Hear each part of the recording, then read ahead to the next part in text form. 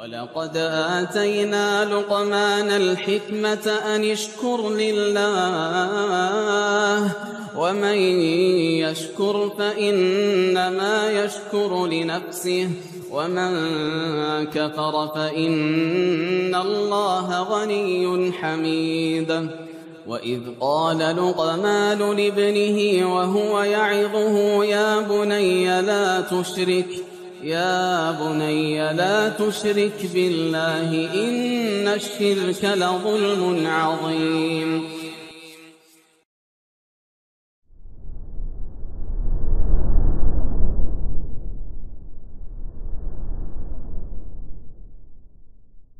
الحمد لله الذي خلق السماوات والأرض وجعل الظلمات والنور ثم الذين كفروا بربهم يعدلون. الحمد لله الذي خلقكم من طين ثم قضى أجلا وأجل مسمى عنده ثم أنتم تمترون. الحمد لله الذي في السماوات والأرض إله لا إله إلا هو سبحانه وتعالى عما يشركون.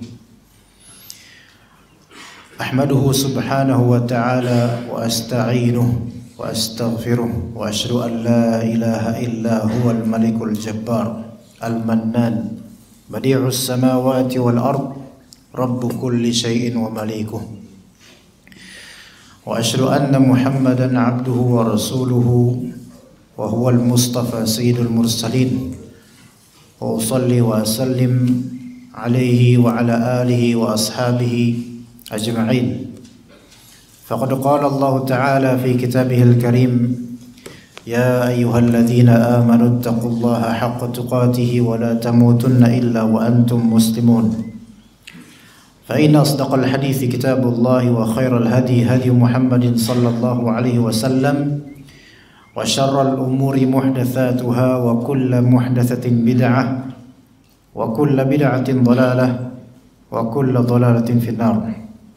أما بعد أيها الإخوان dan akhwat rahimani wa rahmakumullah, setelah sekian masa kita terpisah dari segi jasad, namun insyaallah tidak terpisah dari segi kenangan dan qalbu insyaallah.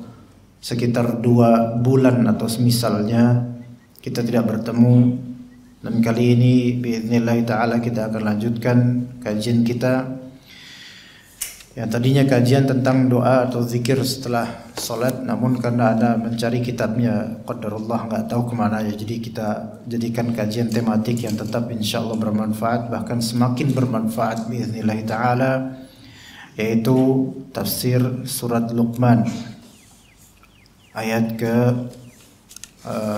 mungkin dari ayat 12 sampai ayat 19 insyaallah, tafsir surat Luqman. Jadi mungkin yang belum hafal bisa membuka handphone atau Al-Qur'annya untuk melihat ayat-ayat yang mulia tersebut. Surat Luqman ayat 12 sampai 19 insyaallah ya, kalau memang ternyata waktunya cukup ya. Insyaallah waktu kita cukup insyaallah sampai zuhur ya, insyaallah cukup ya. Ya.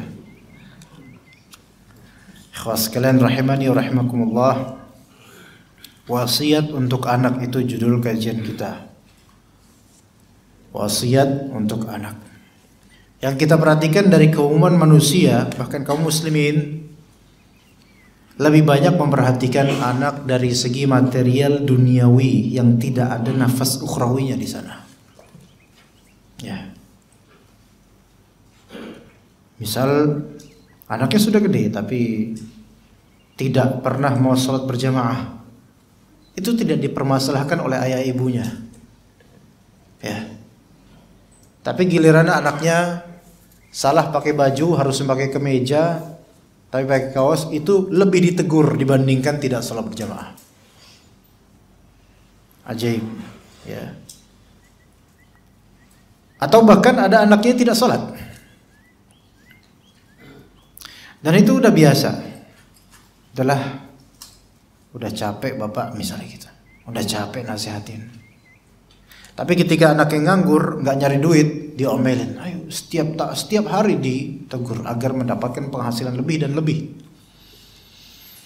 Itulah ketika banyak dari kita justru tercermin pada diri kita apa yang Allah Ta'ala firmankan. Ya'lamuna zahiran minal hayati dunya wa hum 'anil akhirati hum ghafilun. Atau kata Allah Subhanahu wa taala, wa'dallahi la yukhlifullahu wa'dahu walakinna aktsaran nasi la ya'lamun. Janji Allah Ta'ala. Allah tidak akan menyelisihi janjinya sendiri. Tetapi kebanyakan manusia tidak mengilmui.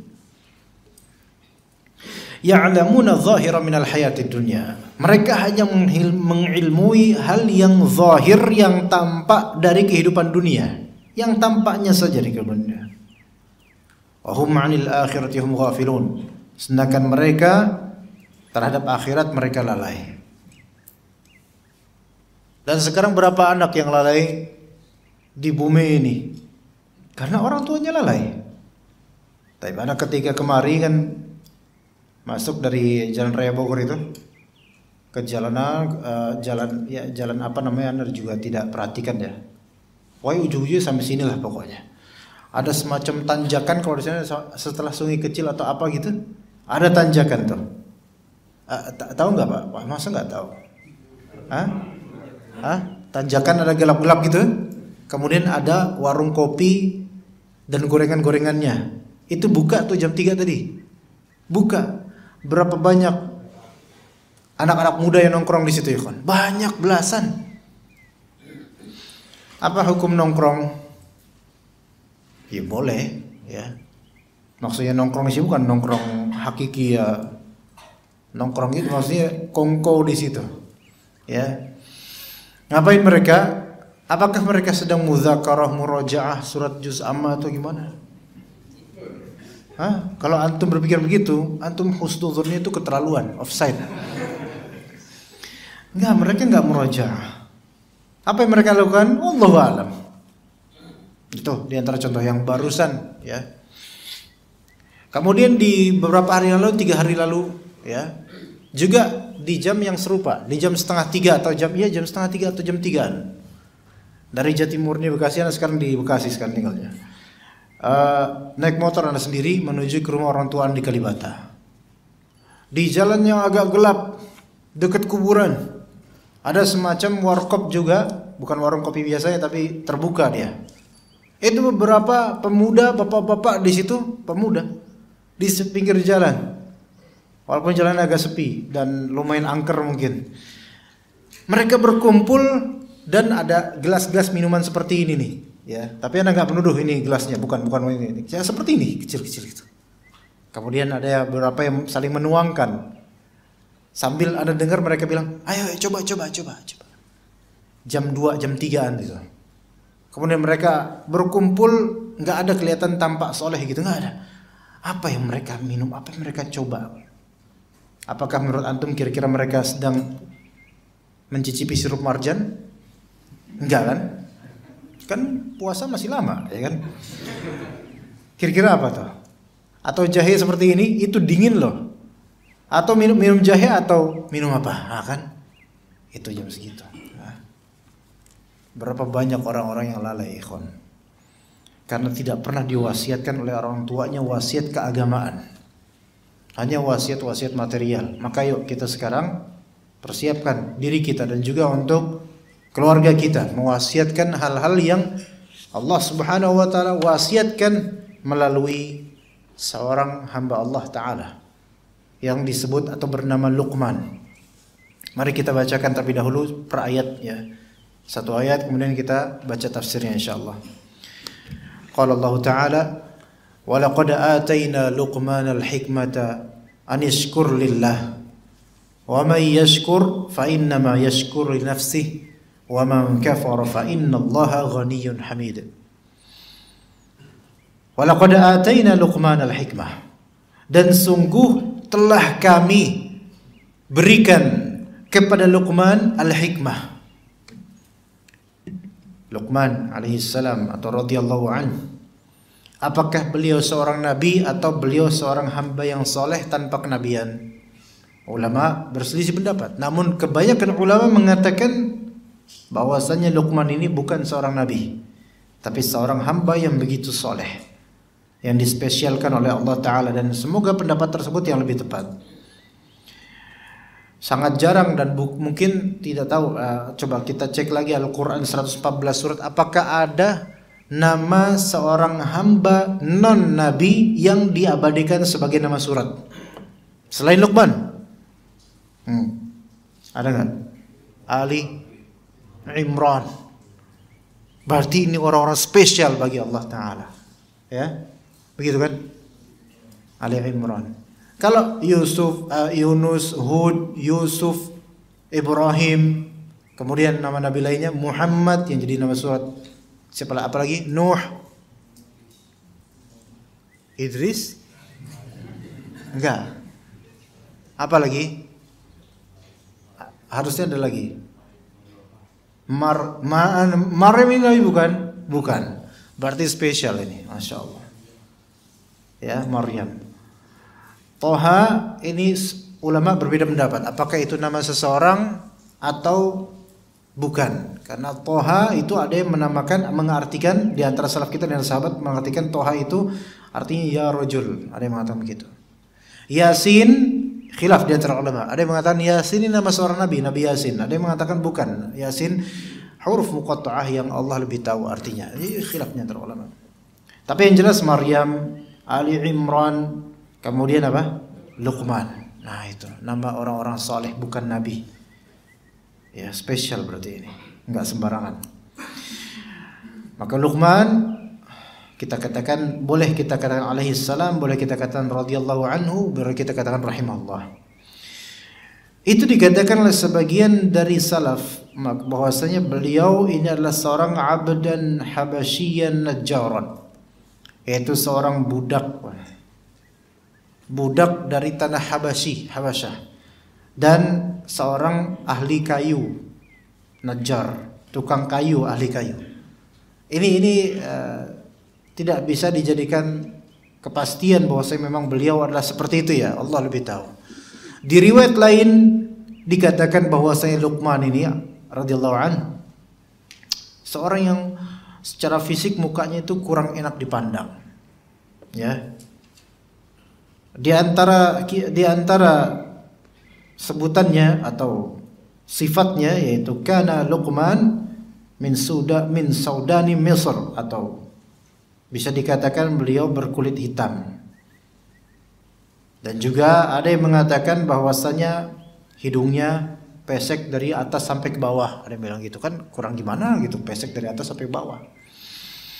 Tapi lihat, kalau memang betul ya seperti itu ya beliau, tapi Allah legendakan di Al-Quran namanya dan kisah dan wasiatnya, dan dipelajari 1000 sekian tahun oleh kaum muslimin. Jadi apalah arti fisik yang tidak seberapa jika ternyata Allah Ta'ala memuliakannya. Apa yang Allah berikan kepada Luqman? Al-hikmah, kebijaksanaan. Makanya disebut Luqman Al-Hakim.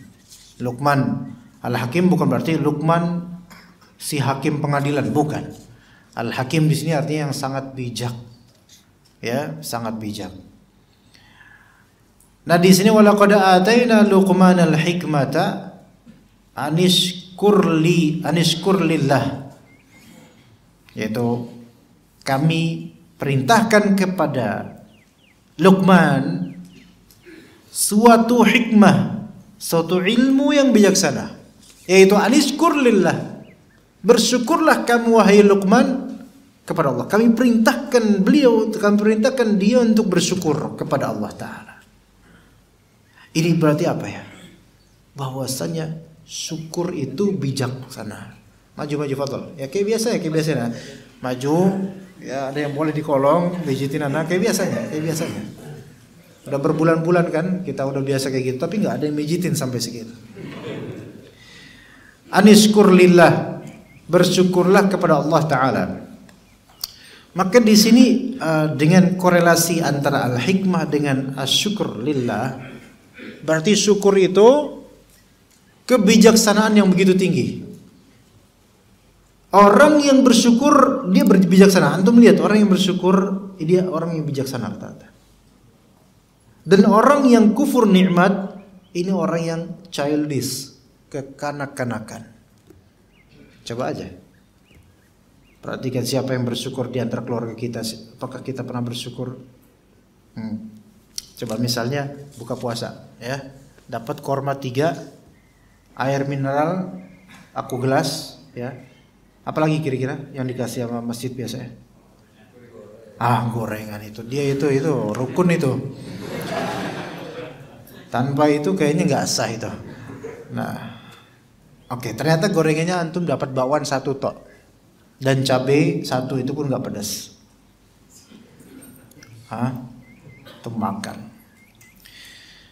Antum bilang dengan lisan di teman-teman antum, Allahul musta'an. Kalau tahu gini anak buka di rumah deh. Kira-kira bijaksana nggak ngomong kayak gitu? Enggak. Tapi kalau misalnya dikasih seperti itu kemudian bilang, Alhamdulillah, tabarakallah, moga yang sedikit ini berkah. Orang dengarnya tenang nggak? Nyaman nggak? Enak, nyaman. Oke, yang lain. Antum ngasih fulan hadiah, ya. Pak, antum bersyukur nggak Pak dapat? Oh, masya Allah, bersyukur. Bersyukur karena emang momentumnya ya, karena banyak yang lihat atau gimana? Bersyukur beliau. Anda nggak bermaksud apa-apa ya. Fadl disimpan aja nggak apa-apa. Ya. Bersyukur. Oke. Beliau bilang alhamdulillah, jazakallah khair Ustaz. Masya Allah. Dengarnya enak gak? Dengarnya enak. Kalau misalnya anak kasih antum kemudian, antum mau nggak jahe bekas anak? Jangan-jangan berkah ini. Antum bilang kemudian, Ustaz ngasih yang bekas gimana Ustaz? Gimana dengarnya? Ya enak. Antum ngasih orang sesuatu, bahkan antum sudah memberikan effort, usaha, dana dan tenaga itu. Antum sampaikan ke dia, ini buat antum. Dia terima, tapi mukanya rata gitu. Maksudnya dingin, nggak ada ekspresi gembira apa. Oh, ya, dah. Udah nggak ada ekspresi apa-apa. Antum pulang ada rasa yang tertinggal kan? Bukan berarti antum mencari pujian, enggak sebenarnya. Cuman kok saya kayaknya ngasih ke orang yang salah deh. Makanya syukur itu bijaksana. Orang akan tenang bersama dengan orang-orang bersyukur. Kalau antum punya bini, punya istri yang bersyukur, enak gitu. Tapi kalau antum punya bini yang kufur nikmat, dan ini tabiat banyak dari perempuan, bahkan asalnya seperti itu, kecuali yang bertakwa. Punya kayak gitu tuh, aduh, lidahnya pedes level 5,5. Kemudian tajam, pedes dan tajam itu, menyayat dan pedih banget dengarnya. Ya, apalagi kalau udah tanggal 10 ke atas, gitu. Ya, pokoknya tanggal 27 sampai tanggal 9 itu enak tuh. 10 ke atas, Allahul musta'an. Rasanya hidup ini in hell, di neraka. Gimana? Kemudian antum membayangkan istri yang bersyukur, syakur. Dikasih dikit bersyukur, dikasih banyak bersyukur. Tenang hati. Pergi ke kantor, damai hati. Coba kalau pergi ke kantor habis berantem karena gaji kurang, rasanya Masya Allah.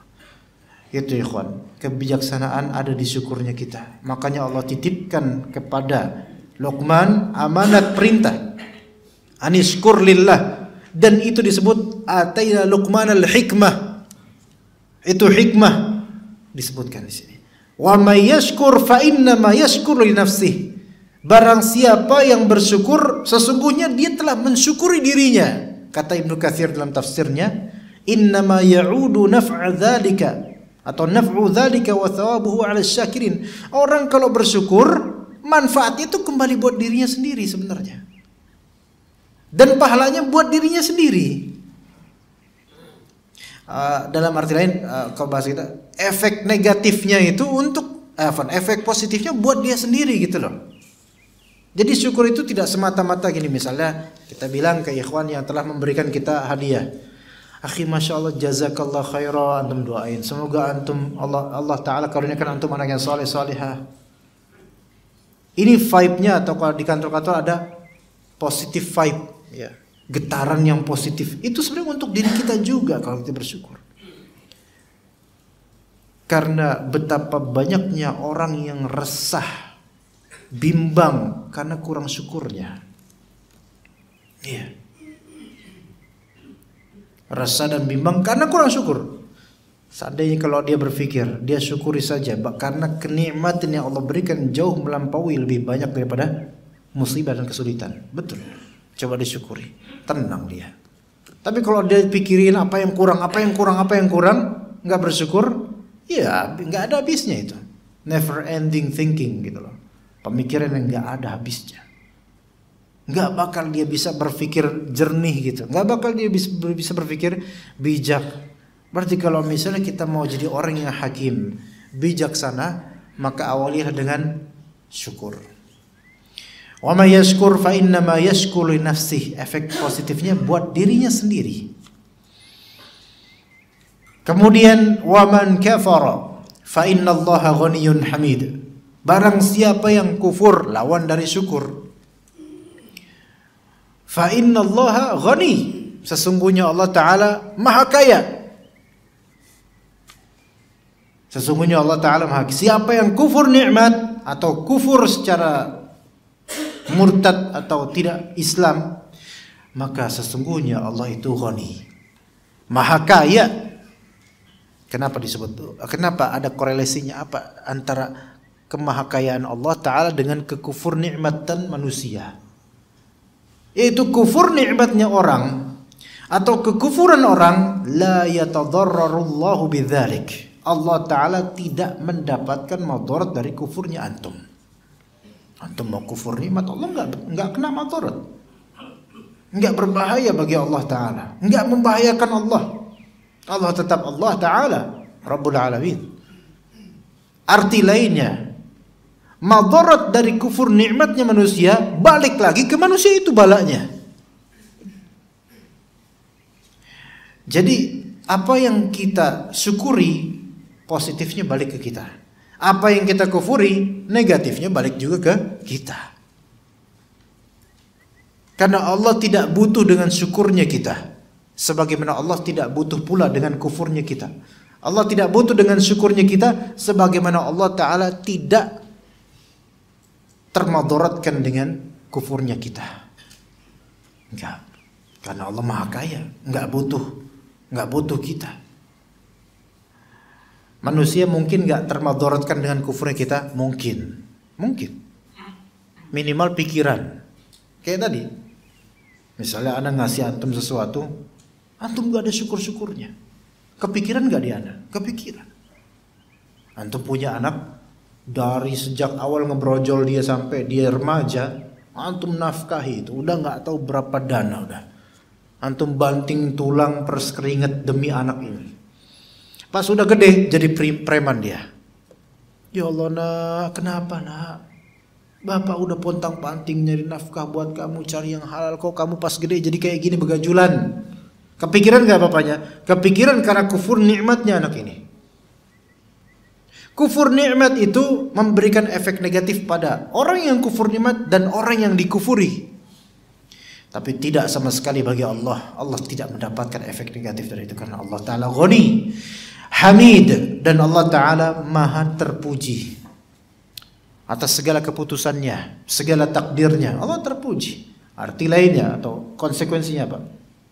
Antum mau kufur nikmat seberapa kufur pun antum pada Allah, nggak bakal mencederai kemaha terpujian Allah. Tetap dia Allah, nggak membahayakan. Tetap Allah Maha terpuji dengan segala perbuatan dan sifatnya. Lah terus kembali kemana nanti madaratnya, kejelekannya? Kembali ke orang yang kufur nikmat tersebut. Begitu jemaah sekalian. Ketika awal-awal pandemi di Bandung Berentetan perempuan menggugat cerai suaminya. Pernah dengar kan? Di Bandung itu. Anda nggak tahu kenapa cuman Bandung. Kenapa nggak Cipayung, Cilangkap atau mana gitu? Kenapa cuma Bandung? Allah alam kenapa? Kenapa bisa gitu? Masalah apa, ikhwan? Ekonomi atau masalah apa? Ekonomi. Itu perempuan tuh banyak seperti itu. Kalau disyukuri coba, kalau disyukuri, disabarin, disyukurin, kira-kira akan ada nggak rezeki? Insya Allah akan ada. Begitu. Sekarang yang misalnya suaminya cuma pedagang cilok misalnya, itu masih harus bersyukur, itu masih mending. Ini bukan meremehkan pekerjaan, karena betapa adanya tetangga-tetangga kita, suami-suami yang nggak mau nyari nafkah. Coba syukurin itu dulu. Kita melihat di istri kita tidak secantik fulanah. Lagi antum ngapain ngurusin fulanah? Kamu punya istri ngapain coba? Ya ini asal antum berarti kan? Antum membandingkan sih. Iya. Kalau misalnya antum bilang, sayang kamu kok nggak secantik si Marfu'ah sih? Si Marfu'ah, dia bakal bilang, abang juga nggak seganteng fulan. Ayo, antum marah nggak digituin? Oh kamu ternyata sering ngeliatin fulan ya? Begitu juga dibalikin. Oh ternyata mas juga sering ngeliatin fulanah ya? Ayo. Kemudian lahir rasa tidak bersyukur, padahal itu pilihan Allah buat kita misalnya. Akhirnya apa? Kepikiran. Udah gitu di kajian digejolokin supaya poligami terus lagi. Itu panas. Udah gitu makanan seharian kebuli lagi, daging kambing. Itu makin panas itu. Syukurnya antum kepada Allah dan kenikmatan dari orang lain, itu good vibe-nya itu buat diri antum juga. Kufurnya antum buat diri antum juga, atas diri antum. Kemudian kata Allah Ta'ala, wa idh qala Luqmanu li abihi. Nah ini wasiat kepada anak. Astagfirullah. Wa idh qala Luqmanu li ibnihi. Qala li abihi li ibnihi. Wa huwa ya'idhuhu ya bunayya la tusyrik billah. Inna syirka la zulmun azim. Dan ingatlah ketika Luqman berkata kepada putranya, wa huwa ya'idhuh, dan itu dalam konteks Luqman sedang khusus memberikan mau'izah pada putranya.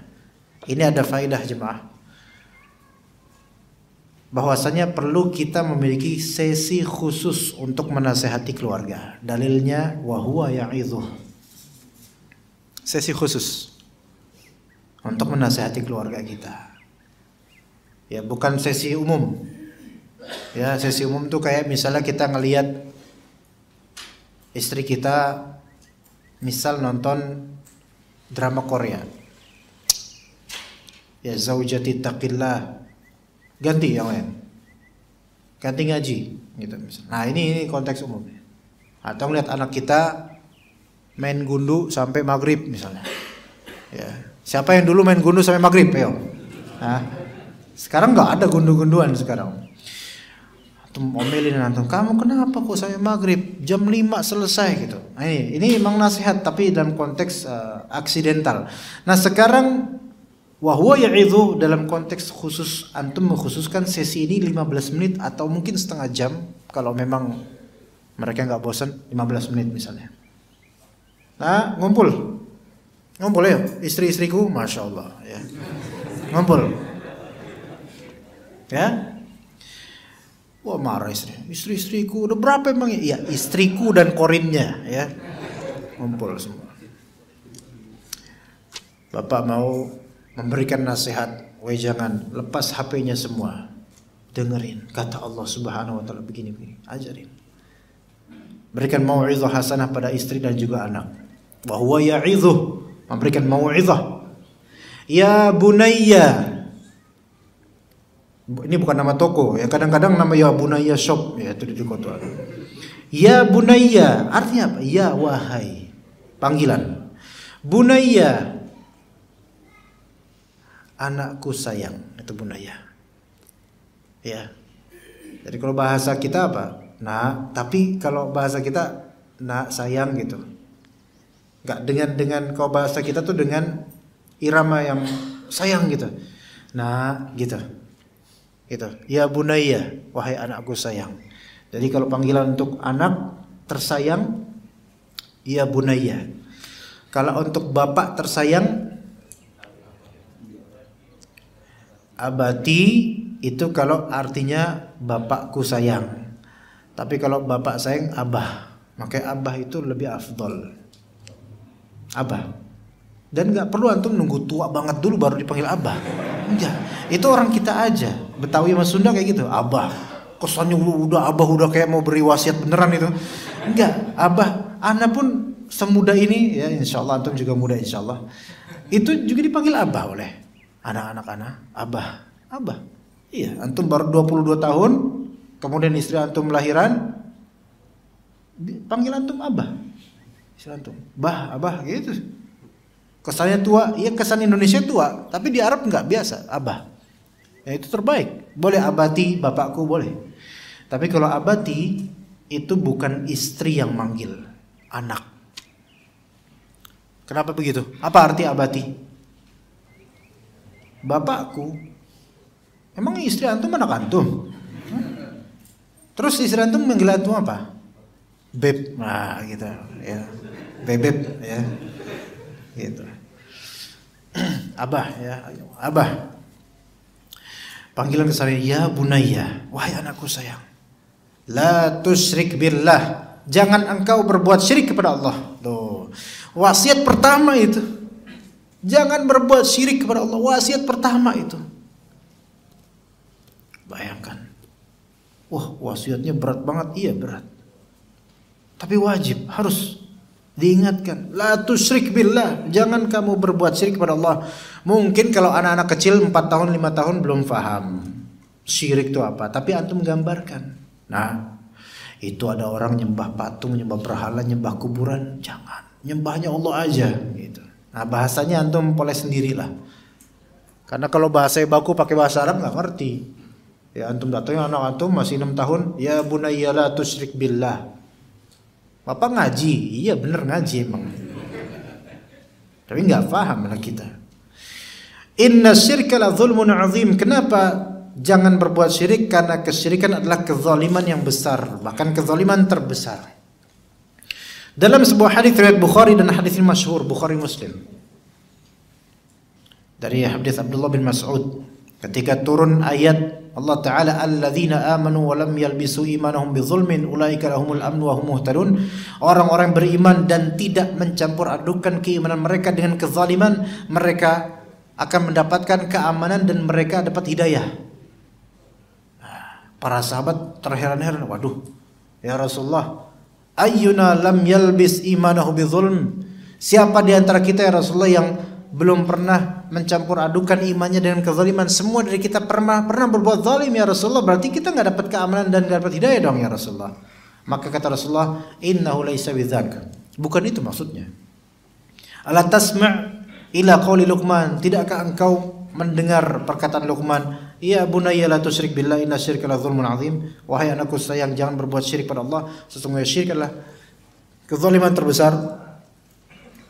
Dan dalam ayat Al-An'am itu, alladzina amanu wa lam yalbisu imanahum bidzulmin, orang beriman dan tidak mencampur adukan imannya dengan kesyirikan. Beriman iya, tapi syirik juga gitu loh. Entah syirik kecil, syirik besar. Kalau steril, bersih dari syirik, ulaika lahumul amnu, mendapatkan keamanan. Dan itu janji Allah loh. Nah sekarang perhatikan, kalau kita berbuat syirik, bahkan sekecil riya, dan itu dosa besar.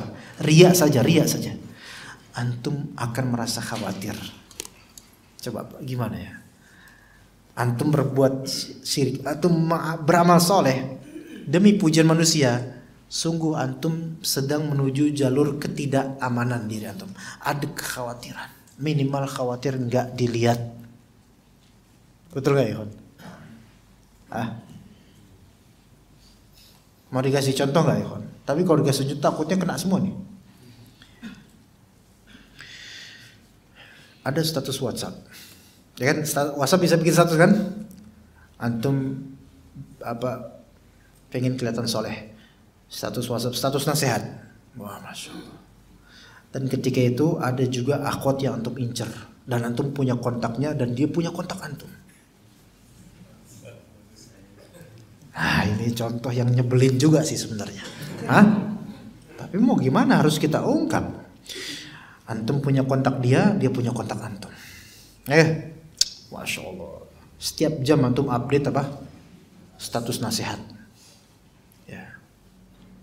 Supaya dianggap alim, soleh, terpuji, baik. Masya Allah, ini calon yang bagus. Ya. Dan setiap antum itu selalu antum cari. Kan di bawahnya itu ada apa nih? Apa sih ya? Coba. Anda juga lupa namanya apa. Di bawahnya ada apa tuh? Ada nomor-nomor, ada mata itu. Ya kan? Itu versi Anda kayak gitu, nggak tahu kok versi antum ya. Mungkin beda. Antum terus scroll down. Ya, berapa yang bukan berapa, siapa aja yang sudah melihat. Marfu'ah. Alhamdulillah marfu'ah lah. Dan ketika si marfu'ah hari itu belum melihat, hidup antum rasanya sunyi, sepi gitu. Dicek lagi, marfu'ah. Alhamdulillah, semangat langsung membara. Ini dia nih. Syirik. Mana ketidaknyamanannya? Enggak nyaman, antum enggak dalam posisi aman. Antum merasa khawatir. Khawatir apa? Enggak diperhatikan sama si marfu'ah. Iya. Gitu. Bagaimana kalau ternyata marfu'ah nggak pernah lihat? Selalu status aneh yang paling pertama lihat si Bambang terus. Bambang nggak ada apa-apanya, kita nggak bisa dapat manfaat dari Bambang. Nggak aman kan? Enak gak hidup kayak gitu? Nggak enak. Mau kemana-mana harus caper dulu. Waduh, nggak enak. Maka itulah syirik. Itu syirik yang masih kecil ya. Bagaimana kalau syirik besar? Lebih nggak aman lagi. Nah kayak misalnya contoh tadi nih, ada diboncengin kan sama tim naik motor. Daerah mana itu tadi ya? Daerah mana tadi yang ada terowongan serem itu? Di bumi Allah masih tadi itu. Hah? Entah namanya apa, Binahong? Terserah itulah, pokoknya itulah gitu. Bumi Allah ya, ardullahi wasi'ah ya. Itu ada terowongan, habis lewat terowongan itu memang nggak ada rumah, tapi ada patung-patung banyak itu. Apa tuh namanya? Terserah antum ya. Lewat situ ada 3 motor, Evan. Berpapasan dengan 3 motor, 2 motor tin gitu. Ada ngapain? Enggak ada siapa-siapa kok ditintinin gitu loh. Oh iya, tempat kayak gini nih. Oh, auranya udah negatif ini. Mereka ngapain nyalain klakson itu? Supaya takut ada orang lewat. Enggak ada orang. Izin tintin gitu. Kenapa kayak gitu? Khurafat. Keyakinan syirik. Keyakinan bahwa jin penunggu situ bisa memberikan madarat kalau kita nggak numpang permisi gitu loh. Ya. Biar selamat. Lihat. Merasa aman nggak mereka? Enggak. Mereka insecure dengan itu. Nggak merasa aman. Lah Anam sama tim lewat gitu aja, nggak ada tintin. Lewat aja, nggak diapa-apain. Ini sampai sekarang, ayo sok mana? Nggak ada. Ya setannya ada, cuman nggak memberikan madarat. Lihat, enak gak jalan? Enak. Antum kalau bisa lewat tempat angker, biasa aja jalan. Udah. Kalaupun antum ada khawatiran takut, a'udzubillahi minasyaitonirrajim. Aman gak? Aman. Tiba-tiba ada Mbak Kunti datang. Antum lihatin aja, ya ukhti ittaqillah. Ittaqillah. Antum nanti akan dihisab di hari akhir. Percuma antum melakukan ini, Anda nggak takut nanti. Itu tazkiyatun nufus, ikhwan. Itu apa? Mungkin ukhti Kuntinya langsung, iya Ustadz, afwan. Iya. Ajaib. Ya nggak usah takut. Kalaupun takut tobi, yaitu mukanya serem jelek gitu. Udah nggak usah takut akan setannya. Udah. Ya. Itu karena kesyirikan nggak aman jadinya. Begitu juga dengan hubbud dunia, kesyirikan hubbud dunia, mencintai dunia sebegitunya. Antum nggak aman. Nggak aman. Mencinta dunia nggak aman. Ya, ulaika lahumul amnu wa hum muhtadun. Kita kembali ke surat Luqman. Ya bunayya la tusyrik billah inna syirka la dzulmun adzim. Berikutnya. Wa wasaynal insana biwalidayhi hamalatuhu ummuhu wahnan 'ala wahn. Dan kami wasiatkan kepada manusia yaitu agar berbuat ihsan, berbuat baik kepada kedua orang tuanya. Ayat semisal ini ada di surat Luqman, ada sebelumnya di surat Al-Ankabut, dan nanti ada di juz 26 di surat Al-Ahqaf. Ya, wasainal insana biwalidayhi hamalatuhu ummuh, ada juga di surat Al-Ankabut, wa wasainal insana biwalidayhi husna, dan di surat Al-Ahqaf, wa wasainal insana biwalidayhi ihsana. Dan kami wasiatkan kepada manusia agar berbuat baik kepada walidayhi. Ingat, walid itu yang melahirkan. Dan ketika disebut walid itu dimutlakkan dalam bahasa Arab imma bapak kandung, imma ibu kandung. Adapun yang tiri atau mertua maka bukan termasuk walid yang dimaksud di sini. Ya, jadi kandung yang melahirkan antum dan yang menyebabkan antum lahir. Siapa itu? Bapak antum, ya. Penyebabnya itu, ya. Bapak dan ibu kandung. Ini yang dimaksud walidayhi. Tapi di sini lebih Allah Ta'ala spesialkan ibu. Allah sebutkan hamalathu ummuhu wahnan 'ala wahn. Ibunya telah mengandungnya dalam keadaan lemah di atas kelemahan, ya, lemah berlipat-lipat. Masya Allah. Ini ibu kita dalam keadaan lemah berlipat-lipat. Ya, apalagi kalau misalnya jangan-jangan kita tahu karakter bapak kita gimana, nggak pedulian, ya, atau pemarah atau gimana, bayangin tuh gimana ibu kita ketika itu. Ya, lagi hamil, bawa anak di perutnya, ke pasar sendiri, ngurus ini itu, terus kemudian babehnya apa? Cuman kerjanya ngopi doang, ya, nyuruh-nyuruh. Kalau anak bawel rewel marah-marah, nah tuh bayangin tuh ibu kita. Wahnan 'ala wahn.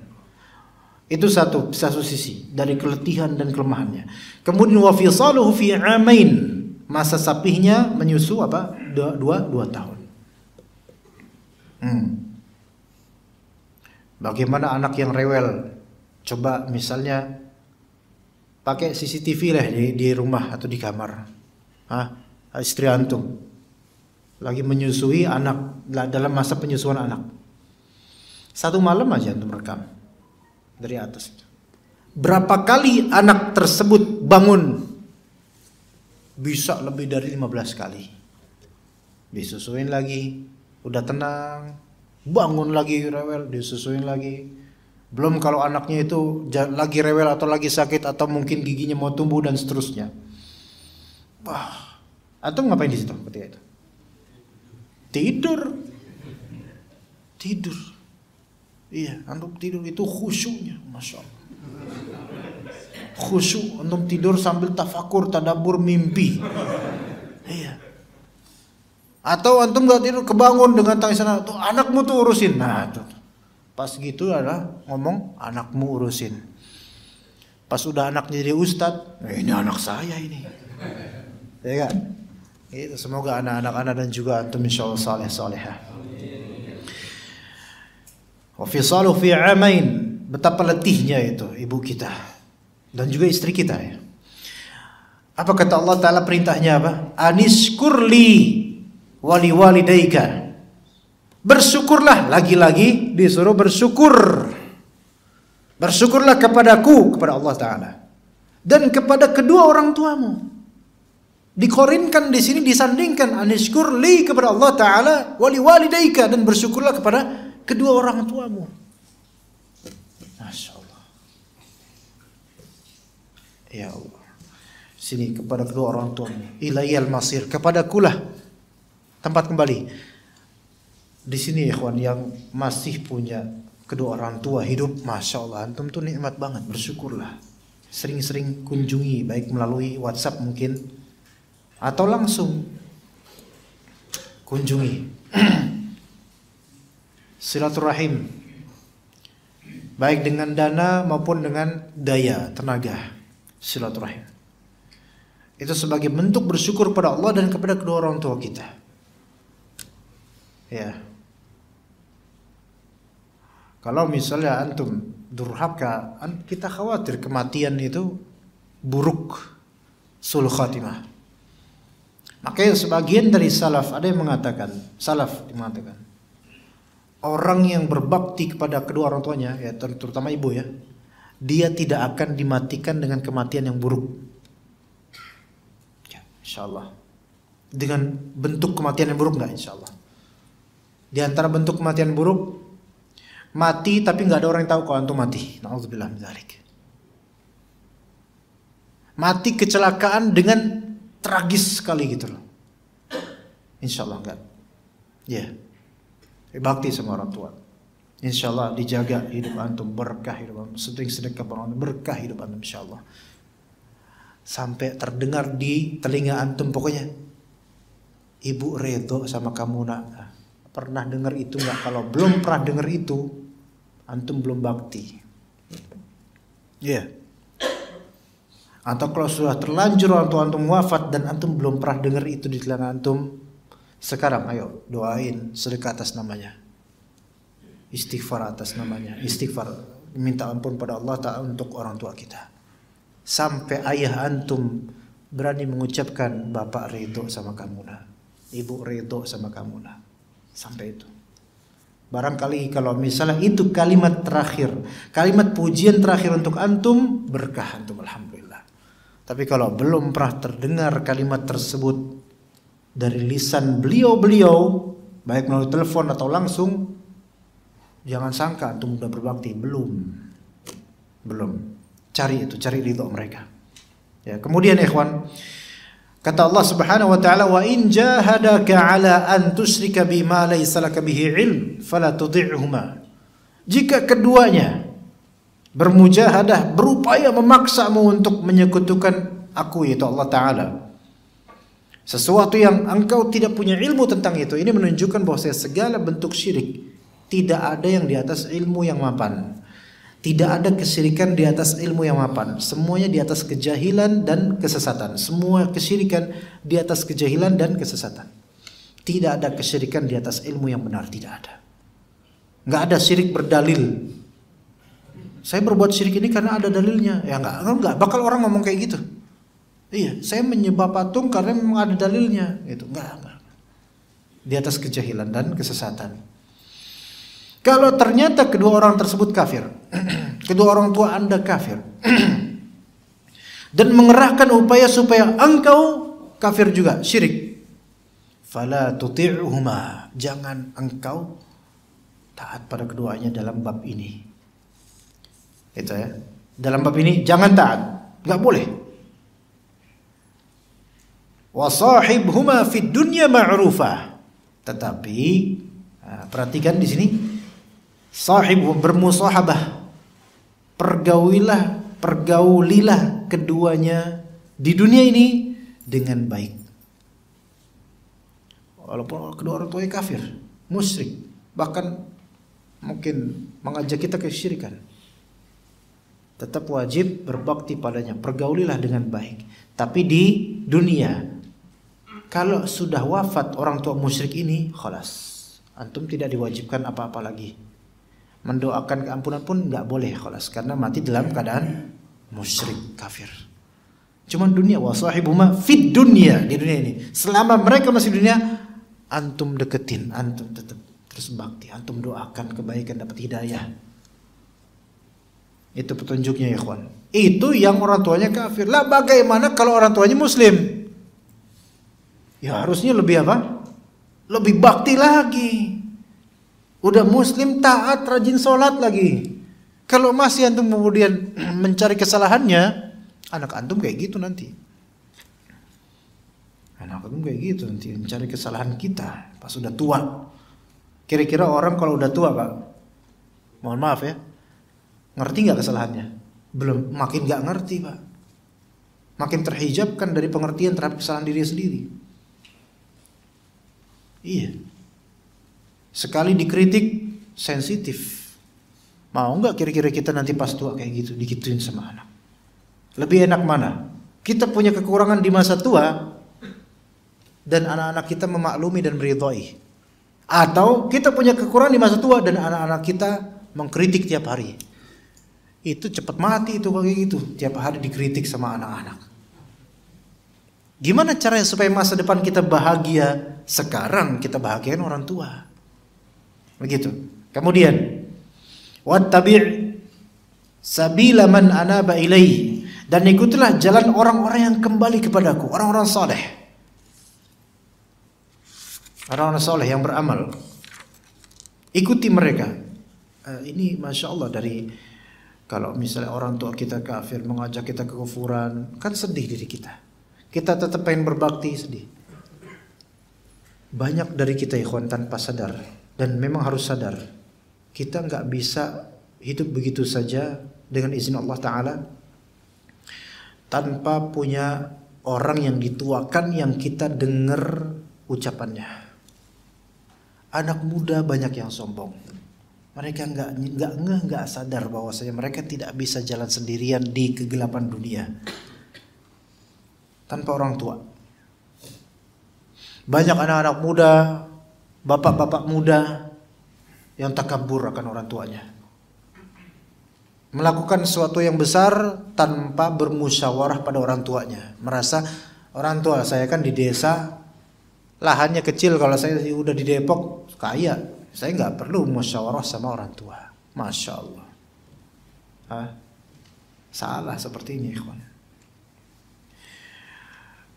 Kalau ada waktu atau ada kesempatan musyawarah, hargai mereka sebagai orang tua. Nah, sekarang kalau ternyata orang tuanya apa? Kafir, musyrik, kita mau musyawarah apa? Sementara ini masalah yang kaitannya dengan agama, nggak bisa. Maka wattabi' sabila man anaba ilayya.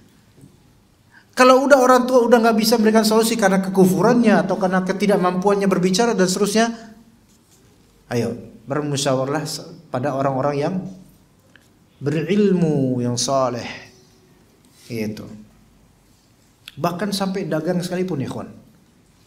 Antum di PHK atau keluar dari pekerjaan, mau dagang apa bingung, ya. Tanya ke orang tua, Bu, enaknya saya dagang apa ya? Orang tua tahu karakter antum. Orang tua bilang antum dagang properti nggak cocok, wajah antum nggak relevan dengan itu. Dagang cimol aja dah, misalnya. Temen antum musyawarah juga, akhi, anak enaknya dagang apa ya? Antum cocoknya dagang obat. Kenapa? Antum banyak ngomong. Benar juga, ya. Musyawarah. Ustadz, anak mau dagang, Ustadz. Masya Allah, barakallahu fiik. Enaknya dagang apa, Ustadz? Antum dagang herbal bagus. Afwan, Ustadz, anak gak ada modal, Ustadz. Kata Ustadznya, itu yang anak tunggu. Emang antum sebenarnya mau ngomong kayak gitu dari awal. Ya.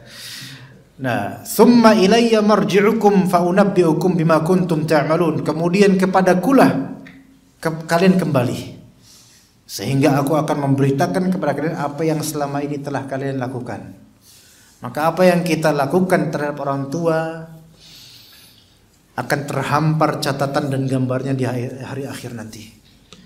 Ini sampai jam berapa, ikhwan? Anak kok di sini anak overdosis selalu lama selesainya. Kalau diterusin ini nggak habis-habis ini, ikhwan. Apakah ada pertanyaan? Belum ada. Antum tulis pertanyaan kalau ada. Akhwat juga. Anak ada sedikit hadiah kecil buat yang pertanyaannya nanti. Ya, diundi aja nanti siapa yang mungkin bagus pertanyaannya. Kita lanjut sedikit. Ya bunayya, wahai anakku sayang, innaha in takum mithqala habbatin min khardal fatakun fi sakhratin aw fis samawati aw fil ardi ya'ti biha Allah. Innallaha latifun khabir. Wahai anakku sayang, ini kasih tahu ke anak-anak kita. Sesungguhnya intakum mithqala habbatin min khardal. Kalau ada suatu perbuatan sebiji atom sawi kecil sekali, perbuatan, amalan kecil sekali. Ini amalan kecil mutlak, baik amalan baik maupun amalan buruk. Dan amalan tersebut fatakum fi sakhrah. Amalan tersebut berada di dalam batu besar. Sebagian salaf menafsirkan fi sakhrah di sini, amalan tersebut antum lakukan di dalam lapisan 7 bumi, artinya dalam banget. Itu antum bisa asal beramal di situ, nggak ada yang tahu kecuali Allah. Nggak ada yang tahu dan nggak bakal ada yang tahu kecuali Allah Taala. Itu. Atau fis samawat, atau amalan tersebut ada di langit-langit sana. Antum ke langit terus beramal di sana. Sekecil apapun. Au fil ard, atau di atas muka bumi, sekecil. Nah, ini di atas muka bumi ini. Ini amalan kita di atas muka bumi. Antum nggak bakal beramal di kedalaman, misal di Palung Mariana Trench ya. Di bawah. Berapa kilo di bawah, nggak bisa, antum nggak bisa masuk. Mati duluan. Beramal di situ nggak. Di langit bisa nggak beramal? Antum nggak bisa ke langit. Sekarang di atas muka bumi. Ya. Dimanapun seseorang punya amal kecil, baik atau buruk, ya'ti bihallah, maka akan Allah Ta'ala datangkan ganjarannya. Kasih tahu anak-anak kita, ikhwan. Dek, nak, kalau kamu melakukan suatu amal walaupun zikir Allahu Akbar, kecil memang, nggak nyampe sedikit, mungkin 1 detik saja. Kamu lakukan itu sambil main petak umpet misalnya. Itu Allah akan mendatangkan ganjarannya nanti.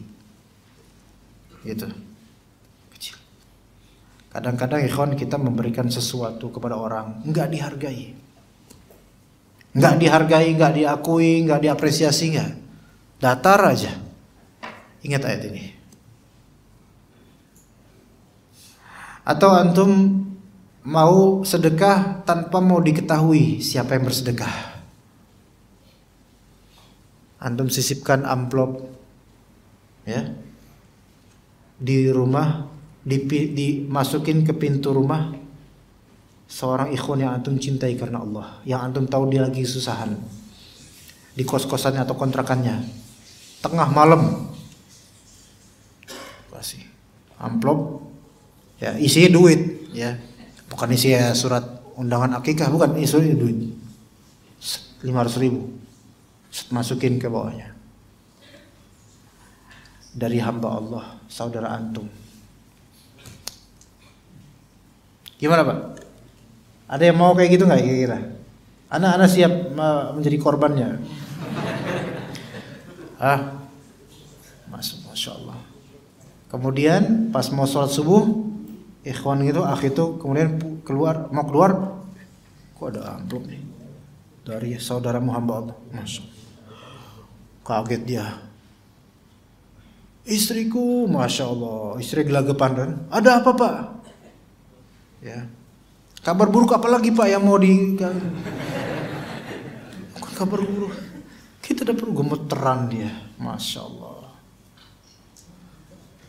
Ya, nggak tahu siapa yang ngasih. Didoain kemudian sebelum subuh, ya Allah, bunuh yang ngasih. Air matanya orang ini berharga banget buat antum. Bisa jadi air mata ini bisa jadi perisai loh dari neraka. Dan doa-doanya Allah pasti akan memberikan balasannya.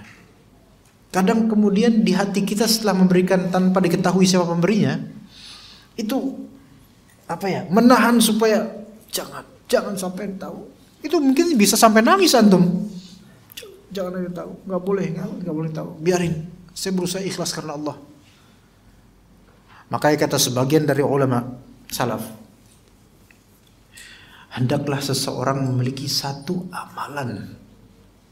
minimal satu amalan yang hanya Allah dan dia yang tahu, dan kemudian dia yang tahu. Cuman itu.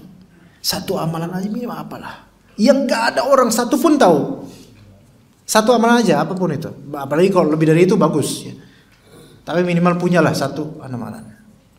Entah sedekah, entah apalah ya. Tapi paling bagus sedekah emang diantaranya. Ya'ti bihallah, maka Allah Ta'ala akan mendatangkan pahalanya. Innallaha latifun khabir. Ketika antum merasa kayak gejolak hati, sedih banget karena ini setan membayangkan antum harus tahu dong orang, harus tahu orangnya dan seterusnya. Antum tahan supaya ikhlas. Ketahuilah Allah Maha Lembut. Dan latif di sini Maha Lembut baik dari segi perbuatan Allah bersikap lembut kepada manusia, atau Maha Lembut dari segi keilmuan Allah lembut sehingga sangat detail dan tipis sekali. Hal yang kecil, detail, tipis Allah tahu. Masker ana mana masker ana ikhwan? Coba.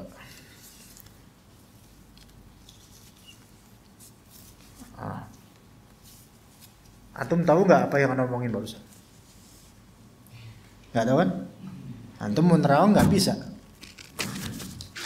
Ya, menerawang masker nggak bisa.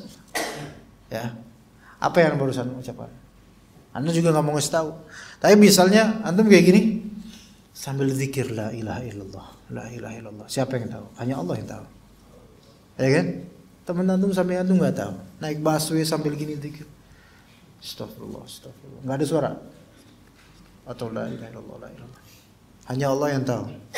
Allah yang ganjari itu. Harus punya amalan yang hanya Allah yang tahu. Antum gak kabarkan siapapun, hatta istri antum. Saat anda punya satu amalan yang sampai istri anda gak tahu. Apa? Nikah lagi. Itu bukan. Itu amalan sih ya.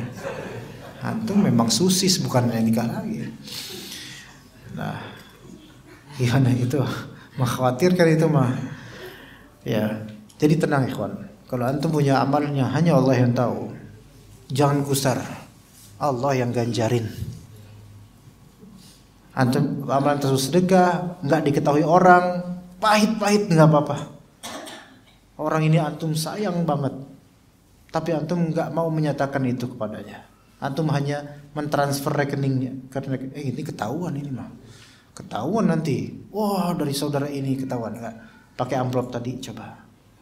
Ada di antara ikhwan, di antara teman-teman yang di pandemi ini lagi kesulitan, kasih. Enggak harus langsung. Antum tulis aja. Afwan, ini sedekah dari ana, sahabat antum atau saudara antum dah gitu. Kalau bisa tulisan tangannya diubah, jangan tulisan tangan khas antum yang jelek itu, dibagusin sedikit gitu. Ya, biar dia enggak curiga. Ana tahu ini. Ini tahu nih, ya. Nah, enggak. Wah, siapa ya? Kalau kayak gitu kan dia jadi nggak merasa syubhat kan? Karena kalau amplop doang nggak ada isi. Oh, ini jangan-jangan amplop Ustadz nih, nanti dia dikasih ke DKM lagi nanti. Jangan, tulis saja saudara antum. Anak tahu antum sedang kesusahan, tolong diterima. Dah, gitu. Ya, coba diamalkan itu, kawan. Mungkin antum taruh di dagangannya, disisipin, ya. Atau taruh di kantong bajunya tiba-tiba. Begitu. Jangan pas dia lagi sholat sunnah, antum sisipin di bawahnya, gitu. Udah galvok ya, gagal fokus dia. Amplop nih. Inilah faedah dari sholat duha katanya. Iya, enggak perlu kayak gitu. Ya diam-diam aja, ya. Udah kayak gitu, terus habis itu WhatsApp lagi. Afwan akhi, itu tadi yang naruh amplop ana loh. Ini sama aja. Oke, kita cukup saja sampai sini ya, karena waktunya Masya Allah. Ya, takutnya sampai kesiangan. Sallallahu ala Nabi Muhammad wa ala alihi washabihi ajma'in. Saya membantu orang tua memberi uang dengan diam-diam tanpa memberitahu istri. Apakah termasuk perbuatan terpuji kalau antum telah cukup menafkahi? Insya Allah untuk nafkah istri tercukupi, ya nggak masalah. Tidak perlu antum kasih tahu baik nominalnya atau kapannya, nggak perlu. Ya, apalagi kalau antum tahu istri antum pencemburu, sebaiknya afdal tidak dikasih tahu. Ya, tapi kalau istri antum legowo, enak, nggak apa-apa kasih tahu. Cuman sebaiknya tidak dikasih tahu kapannya dan nominalnya. Apakah boleh memberikan kepada orang tua yang lagi kesulitan nominal yang lebih besar daripada nafkah kita kepada istri? Kalau nominal nafkah kita kepada istri sudah mencukupi kehidupan, maka nggak apa-apa lebih besar untuk orang tua, selama orang tuanya memang membutuhkan. Tapi yang lebih aula, lebih afdol adalah nafkahi anak istri dulu, istri terutama, istri dulu, menafkahi istri. Karena istri itu kaya atau miskin wajib kita nafkahi, cantik atau kurang wajib kita nafkahi, begitu ya. Oke, bagus pertanyaannya, masya Allah. Semoga penanya ini orang yang betul-betul berbakti pada orang tua. Yang akhwat ada pertanyaan nggak? Nggak ada. Oke. Assalamualaikum. Waalaikumsalam. Apakah ada keturunan Luqman atau anak Luqman yang diketahui sebagai orang soleh atau solehah? Dan zaman atau masa siapa hidupnya Luqman? Berseliweran nama ya, anaknya. Dalam Ibnu Katsir disebutkan nama anaknya, yaitu nama anaknya Luqman radhiyallahu an, yaitu Tharon. Tharon pakai tha, bukan pakai sya. Tharon. Tapi bukan Ariel Sharon yang itu, bukan, beda itu. Tharon. Tapi ini semua Israiliyat, ikhwan. Allah Ta'ala hanya menyebutkan global. Anaknya siapa namanya, terus apakah nanti keturunannya soleh, itu nggak dikasih tahu. Ya, dan memang nggak perlu tahu juga, udah biarin aja. Yang penting kita ambil ibrahnya. Ya, di zaman masa siapa itu juga berseliweran pendapat-pendapat ulama. Tetapi sebelum Nabi Muhammad pastinya, dan tidak begitu penting untuk mengetahui di zaman siapanya, karena Allah Ta'ala tidak menyebutnya. Ya. Bismillah. Jika seorang suami sudah tidak nyaman hidup sama istrinya karena karakter istri yang sudah tidak bisa berubah dalam hal mendidik anak atau perilaku kepada suami kurang baik, harus apakah yang dilakukan suami? Sabar. Ya, pertama sabar dulu, sabarin. Tapi Ustaz, sabarnya tidak ada, sabar saya ada batasnya. Ya gitu ya. Oh, di sini ada kemudian bersyukur atau mencari lagi yang lebih baik dari istri sekarang. Aduh, Anda nggak tahu nih keadaannya gimana ya. Ini apa penyebab istri karakternya seperti itu? Ya, apakah ini nggak ada opsi tolak, Pak. Beliau hanya memberikan opsi bersyukur atau cari lagi. Ini nggak ada opsi tolak. Berarti penanya ya masih sayang sama dia. Anda nggak tahu apakah istrinya juga ngaji di sini atau enggak, mendengar atau enggak, Anda nggak tahu. Kalau mendengar ya masya Allah, alhamdulillah. Begini, Nabi SAW menyebutkan agar kita tidak membenci total perempuan, istri maksudnya. Ya, seorang mukmin yang baik nggak seperti itu. Kalau dia membenci satu karakternya, dia melihat karakter baik lainnya. Misalnya di sini nggak nyaman hidup sama dia karena karakter istri yang sudah tidak bisa berubah. Apa contohnya? Apa karakter istri yang nggak bisa berubah? Apa contohnya, kawan? Anda nggak tahu karena istri Anda hampir sempurna. Anda nggak tahu. Coba. Anda nggak tahu. Anda nggak tahu aib perempuan karena istri Anda terbaik gitu. Ayo. Anda nggak bawa istri Anda di sini. Nggak dengar juga kayaknya. Ya. Apa kira-kira karakter istri yang nggak bisa berubah di antaranya? Perempuan yang apa? Hah? Matre, misal matre. Oke lah, melorotin duit kita misalnya. Bahasa nggak enaknya ya. Tapi mungkin ada hal lain positif yang dia punya. Dengan materainya dia itu dia tahu harga barang misalnya. Iya, sehingga kalau kita mau beli apa-apa, dia tahu mana yang paling murah. Kan bagus itu. Tapi Ustaz, ya Allah Ustaz, saya kecokek Ustaz. Ya udah antum cari kerja yang lebih tinggi lagi, gajinya bisa nggak? Nggak bisa Ustaz, batas saya sini. Bohong antum. Antum kalau misalnya kayak gitu nggak bakal nanya seperti ini karena ada pertanyaan bersyukur atau mencari lagi. Berarti kan antum merasa bisa lebih banyak lagi duit kan? Ayo, kena jebakan Batman kan? Nah, Antum sebenarnya ini ada kepingin, ya. Tapi jangan sampai keinginan antum ini dengan menjelekkan istri antum yang punya karakter seperti itu. Semua istri kita ini punya karakter buruk yang menonjol kecuali istri ana. Iya. Dan calon istri ana berikutnya insya Allah. Iya. Gak apa-apa, aminin ana senang. Ya, bersyukur. Lihat kisah cinta antum bersama dia. Di awal dulu, pas waktu melamaran, apakah antum mendahului dengan pacaran atau dengan cara yang mendekati syariat?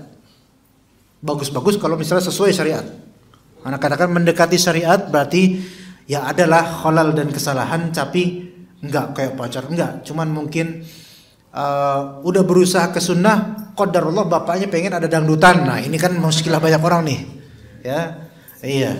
Jangan-jangan yang diem-diem kayak gini, jangan-jangan dia bernasib seperti itu. Bapaknya dia pengen ada dangdutan, ya. Ada yang seperti itu. Ternyata udah bagus awalnya. Coba ingat-ingat masa itu. Ingat-ingat ketika antum berdoa minta sama Allah. Ya Allah, pilihkan buat saya jodoh. Ya Allah, mudahkanlah saya sama dia. Allah mudahin. Ternyata Allah mudahkan. Coba ingat itu. Berarti istri yang karakternya seperti ini pilihan Allah buat antum. Dan kalau Allah sudah memilih, itu yang the best buat antum. Gitu kan ya? Kalau Allah milih ya. Kecuali kalau antum memang antum sendiri dengan egonya memilih semau hawa nafsu antum tidak melibatkan Allah dan Allah menelantarkan antum walaupun mentakdirkannya buat antum, tapi itu bukan pilihan Allah. Contoh, dulu pacaran 5 tahun. Target, beb, kalau udah 5 tahun baru kita nikah. Ya Allah, udah ampasnya itu, sisa abunya itu. Nah 5 tahun nikah. Nah pas nikah, 5 tahun dulu romantis, Masya Allah. Pas nikah, udah kelihatan ifritnya. Ya Masya Allah, aku baru tahu ternyata kamu kayak gini orangnya. Istri bilang, aku juga baru tahu ternyata kamu kayak gini orangnya. Bertengkar. Sebab pertengkaran tersebut bukan karena pilihan Allah. Maksudnya bukan karena pilihan khusus yang Allah berikan terbaik buat antum. Maka lihat di sini jawabannya adalah antum flashback lagi. Dulu tuh nikah dengan benar sesuai syariat, mendekati syariat atau jauh dari hukum Allah. Nah itu di situ dulu tuh. Kalau ternyata jauh dari hukum Allah, berarti ini istri sebenarnya ya bala buat antum. Tinggal antum mau sabarin, antum menceraikan. Kalau karakter kayak gini, dulunya juga nggak baik prosesi nikahnya dan seterusnya, antum mau cari lagi. Really? Gitu. Yakin antum? Tapi kalau misalnya dulu dengan cara yang baik, antum minta sama Allah istikharah, ikhtiar betul-betul dengan cara yang syar'i, baik, tanpa pacaran, tanpa apa, dan ternyata antum mendapatkan keburukan pada dirinya, itu 1 poin. Anggaplah 1 poin keburukan ini berbanding atau tidak sebanding dengan 5 poin positif kebaikan dia kalau antum mau menelitinya. Selami itu, sabarkan akan kekurangannya, syukuri akan kelebihannya. Nambah lagi udah itu nanti aja deh. Ana dulu aja, jangan antum. Ya. Gak usah cari lagi yang baik dulu. Lihat dulu, koreksi diri dulu. Ya, lihat flashback. Ini mau anak kasih hadiah, tapi ntar orang yang ketahuan siapa? Ya kan? Ada kamera banyak lagi, 4 kamera. Live lagi, Masya Allah, live. Gak bisa di remove, gak bisa diedit. Udah gitu nanti kebetulan jatuh nengok, kelihatan. Oh ini orangnya. Ustadz, wasiatkan kepada kami yang fakir ilmu, ana juga fakir ilmu ikhwan. Di zaman yang penuh fitnah ini dan bingung mulai belajar dari mana, apa yang harus kami tempuh? Belajar yang pertama mulai dari mempelajari rukun Islam dan rukun iman. Ya, rukun Islam dan rukun iman itu untuk semua dari kita, baik pemula maupun yang udah lama belajar. Rukun Islam kenapa? Ya karena mencakup segala permulaan Islam. syahadat, mengandung tauhid, dan mengandung ittiba kepada sunnah. Itu manhaj ya. Kemudian sholat harus belajar. Nah kata Nabi, miftahus sholati at-tuhur, kuncinya sholat adalah bersuci. Belajar juga fikih dasar berwudu atau bersuci. Itu ya, jadi ingat-ingat ikhwan, mana yang pertama-tama kita pelajari ya, yaitu rukun Islam, rukun iman. Rukun Islam yang pertama mencakup tauhid. Tauhid pelajari dengan beberapa cabangnya secara global, fadl. Kemudian ittiba' sunnah, manhaj, pelajari manhaj. Kemudian fikih, salat, sebelumnya taharah, bersuci. Baru fikih berikutnya, kemudian zakat, puasa, beberapa macam fikih, ilmu fikih yang berkaitan dengan musim tertentu, tempat tertentu, atau perbuatan tertentu. Contoh musim tertentu, puasa, haji, zakat, fitr ya. Atau tempat tertentu ya, fikih-fikih yang berkaitan dengan tempat tertentu, seperti fikih berkaitan dengan masuk masjid dan seterusnya yang keseharian kita. Atau berkaitan dengan memang perbuatan atau bidang tertentu. Contoh dagang. Kalau memang keseharian antum dagang, wajib atas antum belajar fikih muamalah, wajib belajar fikih muamalah bagi pedagang. Tapi Ustaz, saya dagang tadi sebagaimana Ustaz rekomendasikan, dagang cimol. Ya baca fikih muamalah, pengantar fikih ekonomi Islam lagi jualan cimol tuh. Fikih ekonomi Islam, akad salam, ya, masya Allah. Iya. Apa konsumen datang, dagang cimol, udah jenggotan, buka buku, Ustadz kayak ini nyamar jadi pejabat cimolnya. Atau di Ustadz kan nanti, siapa tahu diundang kajian. Gitu, ya. Ingat-ingat jangkarnya. Kalau anda sebutin banyak, nanti anda bingung. Dari rukun Islam dulu deh, yaitu syahadat dan sholat dan seterusnya nanti, ya gitu ya. Kemudian Ustadz, ikhtiar dan doa apa yang harus kami lakukan supaya dikaruniai oleh Allah anak yang saleh atau salehah? Ikhtiar yang pertama nikah, ya tentu, yaitu kalau nggak nikah antum nggak bakal dapat anak saleh salehah, ya. Kedua, ikhtiar pertama nikah ya, tapi ada ikhtiar sebelum nikah, yaitu memilih pasangan yang saleh atau salehah. Kalau antum asal menikah, yang penting nikah, yang penting perempuan, ya Allah, itu yang penting perempuan nemu di jalan, ya Allah, itu gimana? Banyak orang itu galau belum nikah, karena dia galau karena belum menikah. Akhirnya bilang, Bu, orang tanya, Bu, kayaknya gak ada yang mau sama saya. Muka saya seperti ini, harta saya gak seberapa, nasab juga nggak mulia. Udahlah, yang penting perempuan. Nggak boleh gitu laki-laki. Itu lemah tuh kayak gitu. Antum walaupun wajahnya bikin orang berta'awudz, tapi antum harus punya izzah sebagai laki-laki, kon. Nggak benar punya izzah. Nggak apa-apa orang-orang ta'awudz, a'udzubillahi minasyaitonir rajim. Nggak apa-apa, antum harus, anak muslim, anak pria, anak punya kehormatan. Antum cari nafkah, nggak apa-apa. Insya Allah dapat yang soleh, insya Allah. Ya cari yang soleh.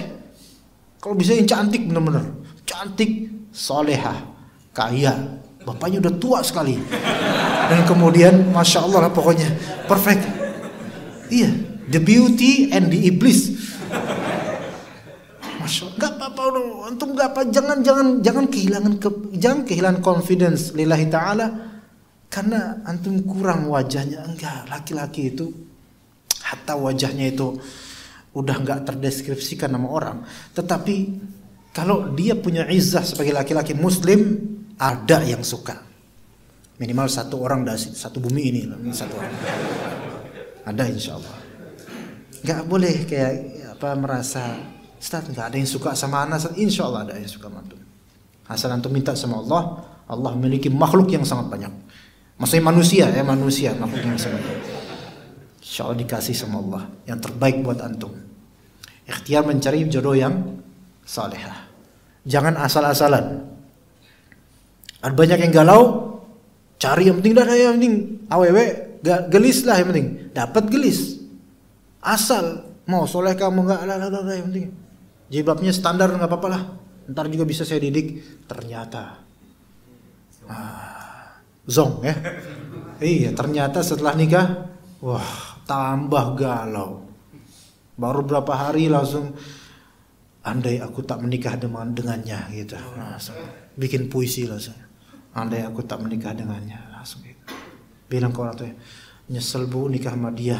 Kenapa? Cantik bu. Emang cantik. Tapi kalau udah ngorok genteng hampir hancur. Ya Allah. Ini lihat nih mata udah berapa hari nggak. Aduh. Nyesel, banyak penyesalan. Akhlaknya, lisannya dan seterusnya. Jadi jangan ngasal. Nikah ngasal tidak akan mengobati kegalauan, bahkan menambah berlipat-lipat kegalauan karena sudah punya ikatan. Cari yang li jamaliha, jamaliha. Jamal di sini indah, bukan ontak ya. Itu li jamaliha, ini li jamaliha. Karena cantiknya. Antum makanya dicarikan apa? Nazar ya Pak ya. Nazar. Ta'aruf ya. Kalau nazar boleh. Tidak di rumahnya boleh kalau dia nggak pakai jilbab. Kalau dia nggak pakai cadar. Ya, kalau dia pakai cadar ya harus ke rumahnya lah. Masa di jalanan, buka cadar kamu, aku mau lihat kamu. Nggak mungkin gitu kan. Cantik nih, masya Allah. Ya, datengin bapaknya. Ya gitu kan. Kemarin ada ikhwan, anak lagi ngumpul-ngumpul tuh kemarin. Ada ikhwan cerita nih berdua nih. Ternyata dulu ikhwan ini bersaing. Ya. Sama seorang akhwat ya, guru. Sampai satunya, itu siapa itu? Oh, fulan. Dua-duanya bersaing tuh. Ngelihat ini nazar tapi jalanan. Karena teman satu ini ya, satu yayasan. Langsung sekali ngelihat, besok-besoknya langsung ke rumah orang tuanya. Dibalap langsung. Yang satunya ketinggalan. Nggak bisa nikung. Yang satunya emang gimana ya? Emang mau maju mundurnya lebih banyak gitu kan? Nah, akhirnya berhasil mendapatkannya dengan sesimpel itu. Nazar kan di sana li jamaliha, kalau cantik ya.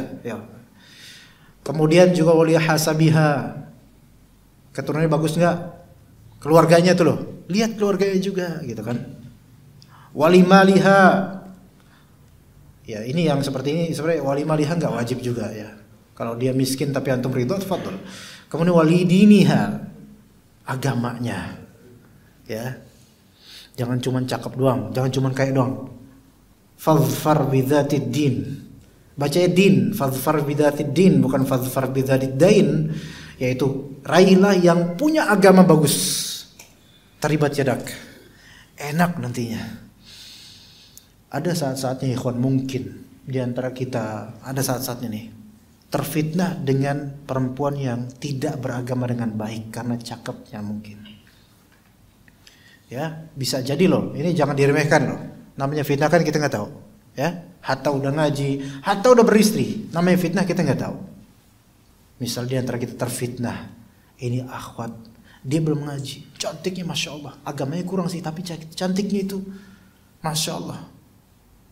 Wah luar biasa pokoknya. Teridam-idamkan, terigau-igau. Masya Allah. Sampai istriku bingung. Kamu nyebut nama siapa pas lagi tidur? Dia fulana. Wah Masya Allah. Terfitnah. Ingat sabda Nabi SAW. Fadfar bidzatid din. Cari yang beragama baik. Karena dengan agama yang baik, insya Allah bertakwa perempuan ini. Walaupun ada kekurangan manusia, apalagi perempuan. Dia akan mentarbiyah putra-putrinya dengan keagamaannya. Coba kalau misalnya cuma modal cantik doang, modal make up dan bedak 2 meter misalnya, dia kemudian nanti anak-anaknya mau diajarin apa? Ya kan? Maka ikhtiar dan kita sebutkan doa mutlak aja doa. Minta sama Allah istri yang salihah. Ini mau anak kasih hadiah juga ketahuan nanti orangnya siapa. Ustadz mohon nasihatnya jika ada keinginan ibu yang menginginkan mencari rumah yang lebih dekat dengan beliau.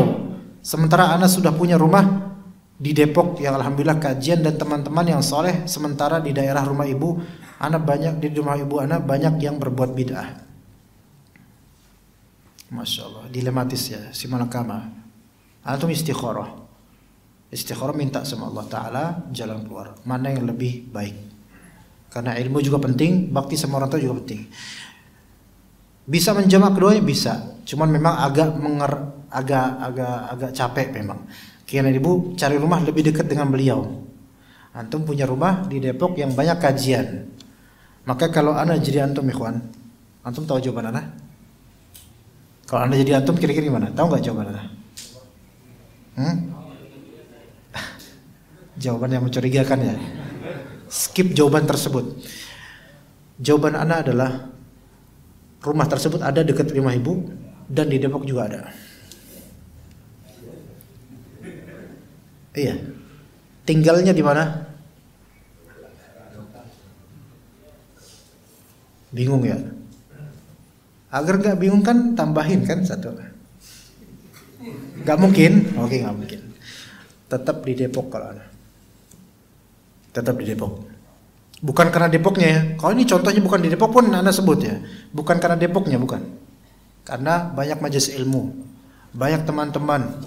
Wasbir nafsaka ma'al ladzina yad'una rabbahum bil ghadati wal 'ashyi yuriduna wajhah wa la ta'du 'ainaka 'anhum turidu zinatal hayati dunya.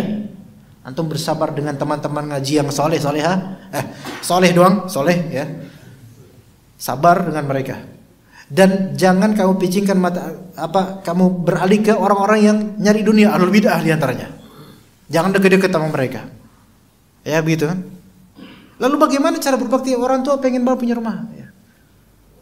Sering kunjungi walaupun antum di Depok. Ini rumahnya di mana nih, ikhwan? Coba sebentar. Ini boleh nih kayaknya, kalau ini boleh nih adik tahu orangnya. Rumahnya di mana? Rumah ibu? Yang bertanya tolong. Oh, Bapak, Masya Allah. Rumahnya di mana, Pak? Rumah ibu, Pak? Depok. Tangerangnya mana, Pak? Tiga Raksa. Di mana itu ya?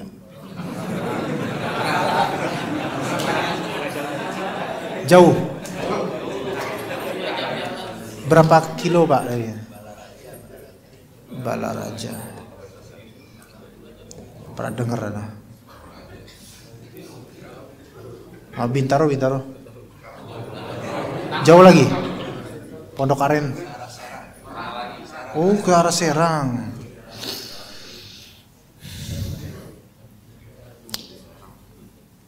Jauh juga, Pak ya.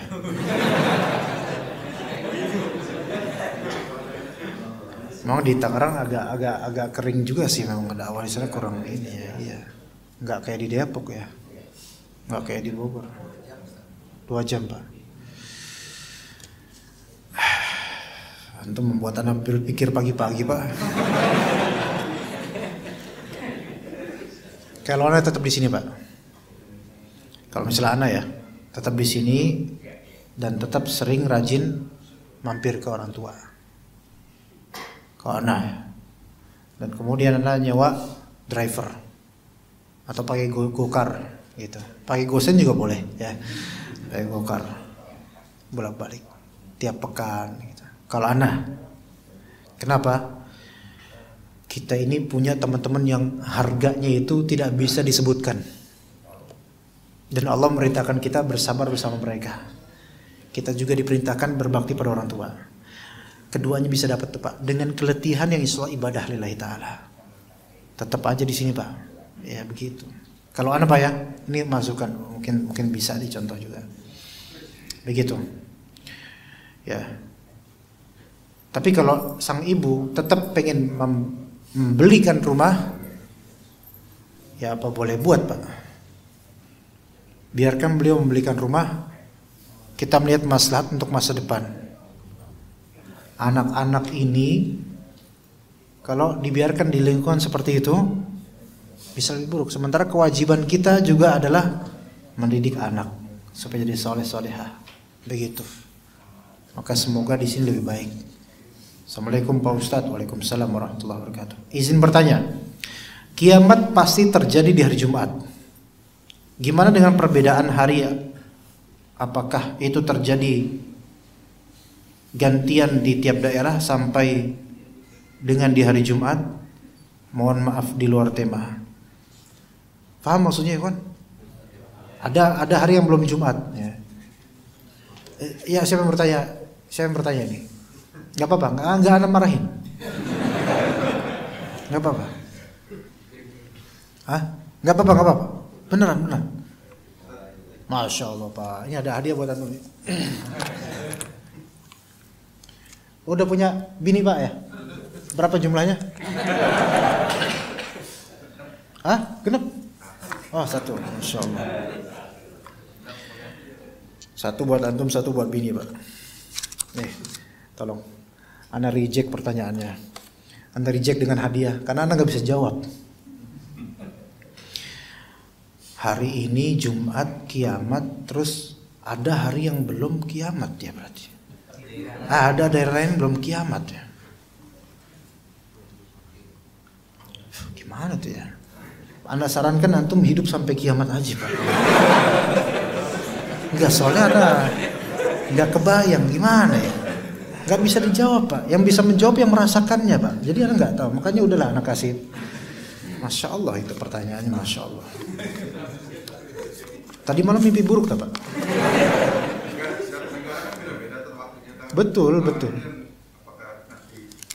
Ya itu nggak bisa ngomong gitu. Coba kalau misal Indonesia kena kiamat, duluan Indonesia apa Saudi kan? Saudi Indonesia. Kiamat yang di Indonesia kiamat nih, terbang ke Saudi karena belum kiamat. Apakah langsung blok semuanya atau gimana? Ana nggak bisa ngomong itu. Beneran deh. Kalau antum mau tahu jawabannya, rasakan sendiri gitu ya. Nggak bisa. Kalau Anda jawab begitu atau begini, gaib bagi Anda, nggak bisa.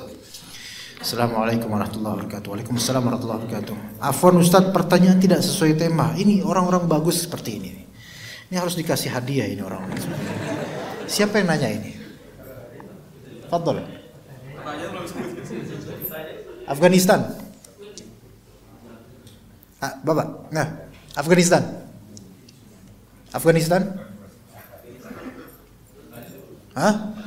Taliban.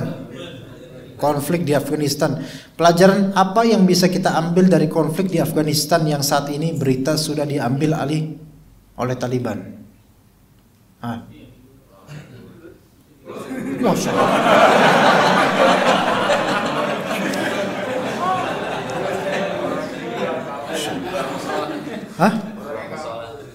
Masya Allah. Ini baru, ya Allah. Ini pertanyaan ini memang dari Taliban juga ini kayaknya. Afghanistan mayoritas Muslim. Apakah madhab dan akidahnya? Semoga kita dapat ibrah dari Afghanistan. Allah di antara orang yang paling jahil mengenai ini. Jadi ana tidak bisa menjawab ya. Wallahu alam. Ana nggak bisa ngomongin. Ana tidak tahu dan khawatir salah. Tapi yang ana ambil pelajaran adalah politik itu zaman sekarang terutama itu nggak sesimpel yang antum bilang A, B, enggak. Complicated dia, banyak jaringannya. Ya, sehingga kalau antum pro dengan ini, misalnya pro dengan pemerintahan lama Afghanistan,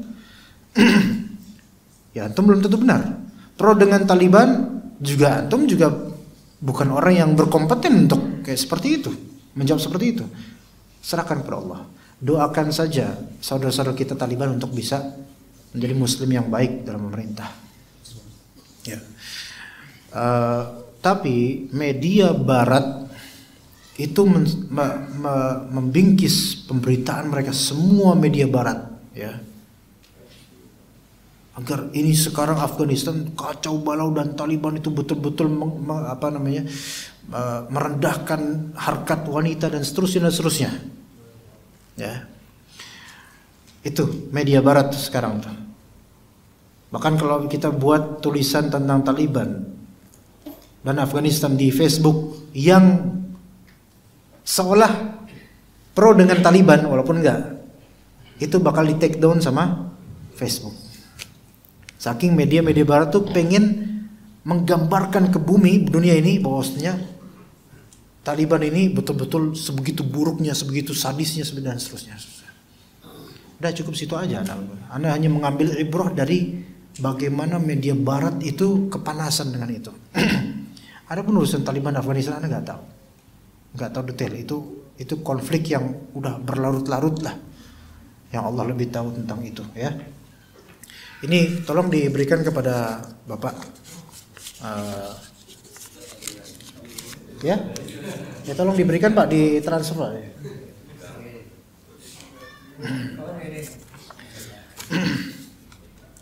Insya Allah sebentar lagi menjelang kelahiran anak-anak yang pertama. Masya Allah, semoga Allah Ta'ala mudahkan. Ini yang nanya ini kayak laki-laki ini.